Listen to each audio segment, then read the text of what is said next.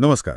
महाराष्ट्र शासनाने पशुसंवर्धन क्षेत्राला शेतीसारखा दर्जा देणारा एक निर्णय घेतला आहे. आता कागदावर हे खूप मोठं पाऊल वाटतं, पण प्रश्न हा आहे की हा निर्णय खरंच पशुपालकांसाठी गेम चेंजर ठरणार आहे का, की मग यातही काही छुपे नियम आणि अटी आहेत. आज आपण याच 11 फेब्रुवारी 2026चा शासन निर्णयाचा सखोल अभ्यास करणार आहोत. प्रश्न अगदी योग्य आहे तुमचा. कारण हा केवळ एक सरकारी आदेश नाहीये.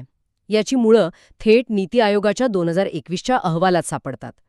त्यांनी तेव्हाच स्पष्ट म्हटलं होतं की जोपर्यंत पशुपालकाला शेतकऱ्यासारखा वीज दर आणि कर्जावर व्याज सवलत मिळत नाही, तोपर्यंत हे क्षेत्र फक्त उपजीविकेपुरतं मर्यादित राहील. एक उद्योग म्हणून ते वाढणार नाही. हा निर्णय त्या शिफारशीवर दिलेला एक थेट प्रतिसाद आहे. अच्छा, म्हणजे महाराष्ट्राची अर्थव्यवस्था $1 ट्रिलियन वर नेण्याचं जे ध्येय आहे त्याचा हा एक भाग म्हणायला हवा. पण मग या शेतीसारख्या दर्जामुळे पशुपालकाच्या हातात नेमकं काय येणार आहे? सगळ्यात मोठा ठोस फायदा काय? सर्वात मोठा आणि थेट फायदा म्हणजे कर्जावरील व्याजात मिळणारी सवलत.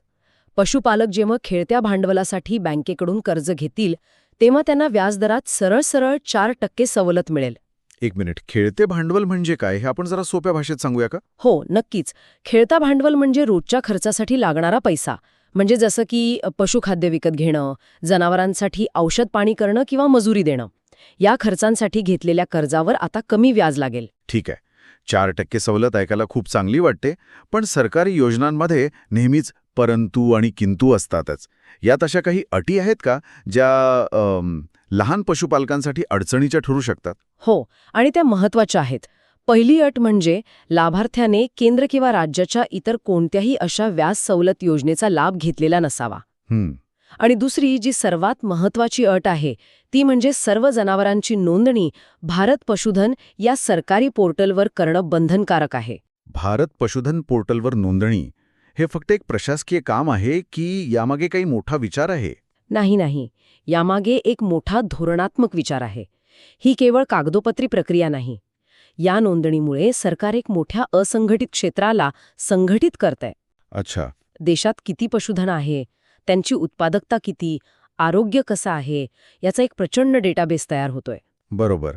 आणि याच डेटाच्या आधारावर भविष्यात अचूक धोरणं ठरवता येतील. अगदी. आणि मी असंही वाचलंय की ही सवलत अमर्याद जनावरांसाठी नाहीये, त्यावर एक मर्यादा आहे. अगदी बरोबर. ही योजना 100 पेक्षा कमी दुभती जनावरं, 500 पेक्षा कमी शेळ्या मेंढ्या किंवा 200 पेक्षा कमी वराह असणाऱ्यांसाठी आहे. या मर्यादेमुळे हे स्पष्ट होतं की सरकारचं लक्ष मोठ्या कॉर्पोरेट फार्म्सपेक्षा गावातील लहान आणि मध्यम पशुपालकांवर जास्त आहे.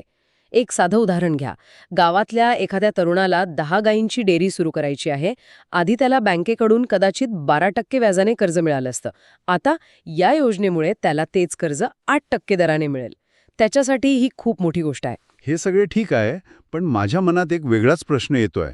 आपण ह्याला कृषी समकक्ष म्हणजे शेतीसारखा दर्जा म्हणतोय, पण मग शेतकऱ्याला जो स्वस्त विजेचा फायदा मिळतो तो पशुपालकाला अजूनही मिळणार आहे का, की हा दर्जा फक्त कर्जापुरताच मर्यादित आहे? हा खूप महत्त्वाचा मुद्दा आहे. सध्याच्या शासन निर्णयाचा संपूर्ण भर हा केवळ आर्थिक मदतीवर आहे. म्हणजे कर्जावरील व्याज सवलतीवर. वीज दर किंवा सोलर ऊर्जेसाठी अनुदान यांसाठी कदाचित वेगळे सरकारी आदेश काढावे लागतील. अच्छा. त्यामुळे सध्या तरी हा दर्जा प्रामुख्याने कर्ज सवलतीपुरता मर्यादित दिसतोय.